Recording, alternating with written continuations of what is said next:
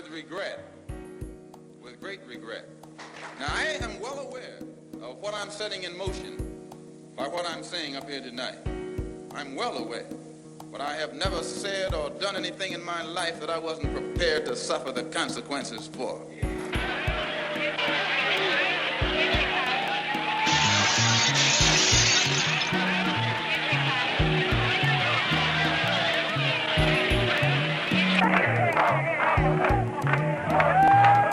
I'm a cop, and I'm prepared to be a cop when I can save women and children from being shot down in the street, and if you're not, you're nothing but a fool. We cannot take the law into our hands. We pay officers to protect us. In the name of God. He will be able to speed up that day when all of God's children, black men and white men, Jews and Gentiles, Protestants and Catholics, will be able to join hands and sing in the words of the old Negro spiritual, free at last, free at last, thank God Almighty, we are free at last.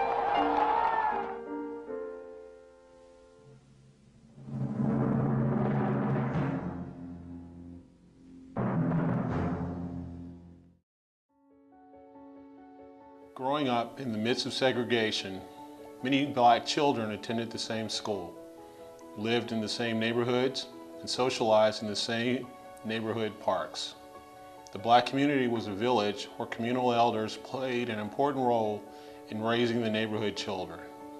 In the 1950s, this community was undergoing drastic changes. In 1954, the Supreme Court issued the Brown versus Board of Education decision ending segregation in local public schools. The following year, Baltimore's premier whites-only high school, Baltimore City College, became integrated with new black students. Some of the early attendees of Baltimore City College were future Iota founders and early Iota brothers.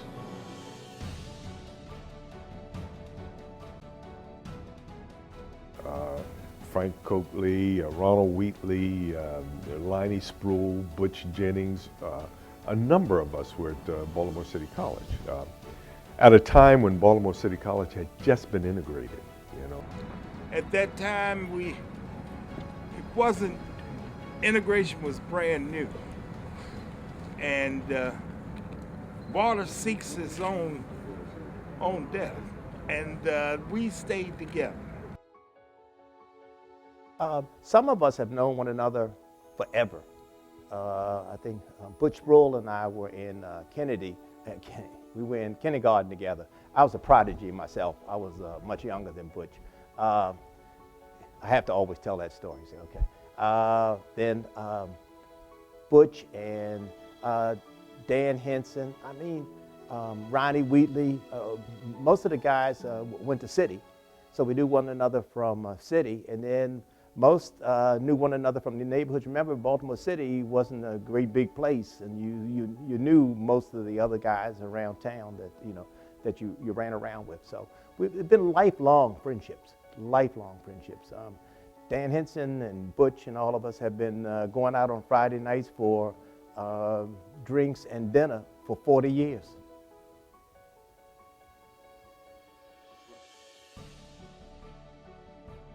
My relationships with the founders and First Line Brothers is one that it means so very much to me. I don't know if we even have that sort of thing in our society anymore, regrettably, where, you know, mothers looked after every child, you know. I mean, many of those people, Liney Spruill was 1 year behind me in elementary school.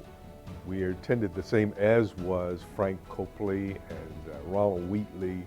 I was a year ahead of them in the elementary school that they went to. City experience was near and dear to me. It was a very good time. We were excelling athletically, academically, and socially. Next door to City College was Eastern High School, and across the street was the Baltimore Memorial Stadium where the Colts and the Orioles played. The city experience kind of spilled over into other parts of the organization. While some Iota founders and early brothers knew one another from Baltimore City College, others attended the district's two predominantly black high schools. Named after the notable black figures Frederick Douglass and Paul Laurence Dunbar, these schools instilled in their students a sense of cultural pride and black identity. Douglass High School was a local school for African Americans living on the east side of Baltimore and was the alma mater of civil rights attorney Thurgood Marshall. And Dunbar High School was a traditional school for blacks living on the west side. Iota founder John Slade attended Dunbar High School.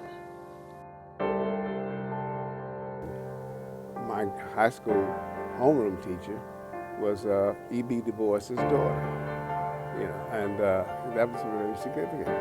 And the things that they used to teach us, I think you couldn't put a dollar value on it in terms of our worth and our future and how we should conduct ourselves and behavior. So I'm sure that the other founders could tell you very significant things, like Douglass High School was the school that Thurgood Marshall graduated from. And I graduated from Paul Laurence Dunbar High School. Well, those names were significant to us. Paul Laurence Dunbar was one of the greatest poets ever. I don't know if you've ever read any of his stuff, but great stuff. With purpose comes ambition, and with definition, understanding. 1964 existed as a true point of culmination in the organization's existence, as it represented the perpetuation of the fraternity through the initiation of its first pledge class. It was spontaneous, actually. It was after a homecoming game, and we went up on the steps. A bunch of friends went up on the steps, and somehow the conversation got going about forming a fraternity, because from the steps we could see the other fraternities doing their thing. We wanted to do something like that, but we didn't want to go through their bullshit. Okay. I felt I was not going to have anybody beating my butt so I could join their organization. That was not what Iota was about in the beginning. We didn't have any physical hazing. It was mental stuff, counting bars around a reservoir, going into the refectory, marching into the refectory, performing, making spectacles of ourselves, getting noticed by the people that were in there trying to eat their meals. That was the kind of stuff we went through. But getting back to the steps, this was after homecoming game, and people were headed back across campus or going to where their cars were parked, and we were up there looking at the girls. And we were talking, I don't even know how it started, but the conversation turned to fraternity. Let's do it ourselves. We were laughing at some of the other fraternities and admiring the sororities, and said, that's a good thing. Let's try and formalize this friendship that we have. The mindset that we had when we were attempting to form the fraternity was very diverse. If there were 10 of us in the room, there were 10 different opinions. If there were 13 in the room, there were 13 different opinions. You have to remember now, Iota started during the turmoil that was happening in the country. Many of the guys, well, several of the guys were coming back as veterans. The average age for the fraternity at that time was a bit older than the average student in school. I think that we were the kind of individuals with the kind of self-confidence and kind of arrogance to feel that we could do it. And so it resonated immediately. And as we sat there and talked about it, interacted with each other, getting to know each other even better, the rapport, we could feel the rapport between us. We liked it. We liked each other. And that we formed a kind of a a family feeling toward each other right on those steps. It's amazing. It's amazing when I think about it even to this day, because right now I haven't seen some of these guys in 30, some of them 40 years, but I feel as close to them today as I did today on those steps. You know, I seldom see Bus, I seldom see Charlie Brown, I seldom see Baron Willis, but when I do see them, it's like I saw them yesterday. They're my brothers. And that was a thing that I can only explain it by saying that it was created by God. Iota Phi Theta, God was present on that steps. God is the 13th founder. Well, let me say it this way. When the founders were on the steps of Hurt Gymnasium, I was on the steps with them. But these guys were also my friends, and I didn't believe they were going to pull this off. I was working full-time at Crownsville State Hospital as a psychiatric nursing assistant. I was carrying a full load, and when we were up on the steps, there was a lot of fooling around going on. So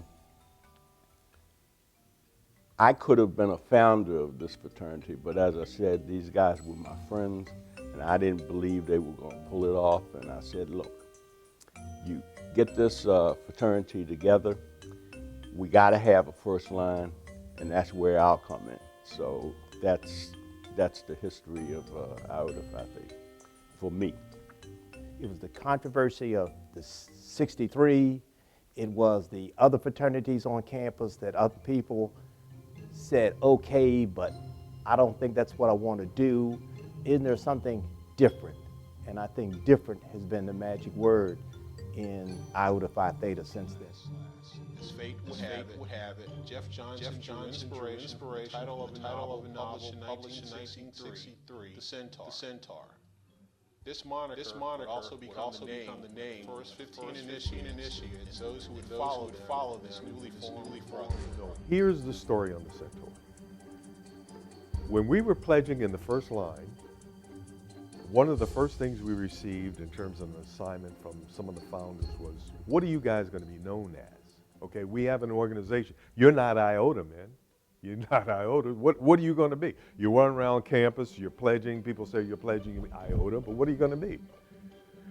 So we all went back and we were thinking this, that, and the other. We're pledging now. And we're thinking, what is this, that, and the other? And well, I've always had this interest in Greek mythology. I've always, you know. And I took this thing on. And I said, Jesus, you know what? And now you have to be careful you're not doing something that duplicates what someone else has done. That's no good at all. So I was reading a book by John Updike called The Centaur. John Updike is the author. The Centaur has nothing to do with Greek mythology, and if you look at any way to try and capture where a centaur plays any kind of role in that book, you will never find it. But what I did was I took that name and went over to the library, you know, on campus, and looked at Centaur, all I could find on the Centaur. And the more I read about that centaur, the more it inspired me to be something that I thought would be so representative of us as a fraternity, you know. Need not tell you about the head and torso of whatever, this, that, and the other, and the body of the horse. And there's so much, and a liminal being, you know, where you have man and beast, you know, combined and all that sort of thing, and many great attributes that come from that. So I took that idea of the centaur with the rationale, a whole lot of rationale, back to my line brothers and said, look, man, this is what I think we should be. This is what I think we should be known as centaur. They all liked it, and then asked me to move it on to the founders, where I went to them, presented to them that we wish to be known as centaurs, you know, centaurs.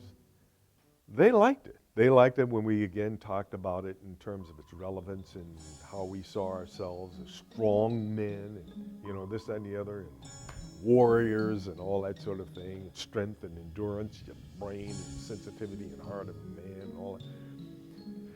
So we became Centaur. I was the first line of Centaurs.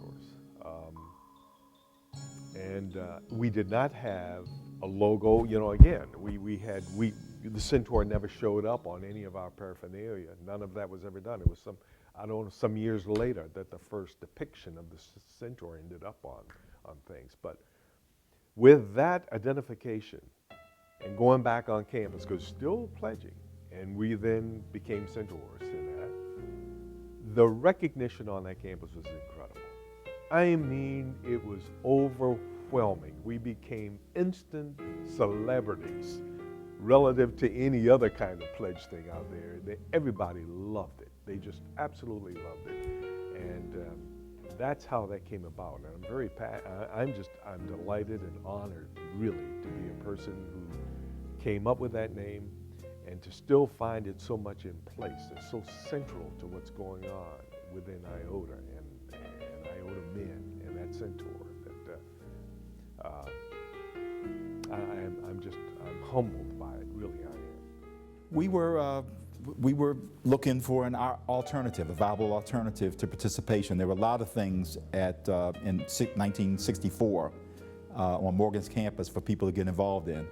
And we saw, at least my line and I myself, saw Iota as a viable alternative to burn off not only we didn't see it as much as a fraternity, as a way to get involved in all of the movements that were going on. The people who were involved as founders were leaders on campus, were leaders in civil rights, leaders in other things going on campus, and we wanted to be a part of that. Most of the people on the first line were friends of the founders. And when they said, we're gonna have this Iota Phi Theta thing, and we started off with another name, but I won't go into that. It wasn't very hard.